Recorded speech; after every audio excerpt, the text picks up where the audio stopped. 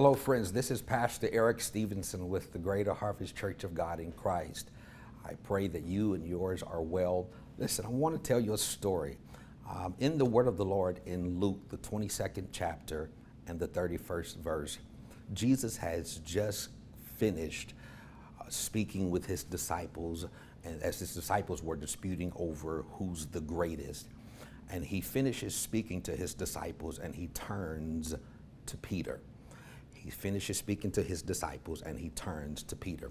It's very important that he turned to Peter and says this: Simon, Simon, listen carefully. Satan hath desired to have all of you. He wants to have all of you as the disciples. However, he wants to have you only to sift you as wheat. Only to sift you as wheat. But then he says, I am praying for you, Peter. I'm not necessarily praying for the people around you, because there's a calling on your life, Peter. There's destiny, there's purpose on your life. So because I have purposed for you to do something great, I am praying for you, Peter, that your faith does not fail. I'm not praying that your health does not fail. I'm not praying that your money does not fall. I'm not even praying that I remove you from the surroundings that you're in right now. I'm praying for your faith. And my prayer for your faith is, even in the darkest of times, your faith will still stand. Even when you don't know the outcome, your faith will still stand. Even when you don't have money in your pocket, money in your account, and you can't even borrow money from friends, I'm praying that your faith should stand. What does it mean, Pastor, to pray that my faith still stands? Even when I'm down, I still know that God is going to supply all of my need.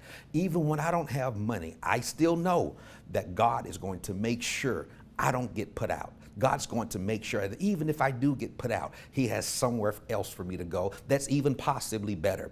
So I'm praying not that you fall, I'm praying that your faith does not fall. Even when you do fall, I pray that your faith still remains, and your faith remains, says that God will supply all of my need. God will heal me in due time. God will see me through this because he's with me at all times. And then, Peter, this is the prophetic that God says that a lot of times I think we miss.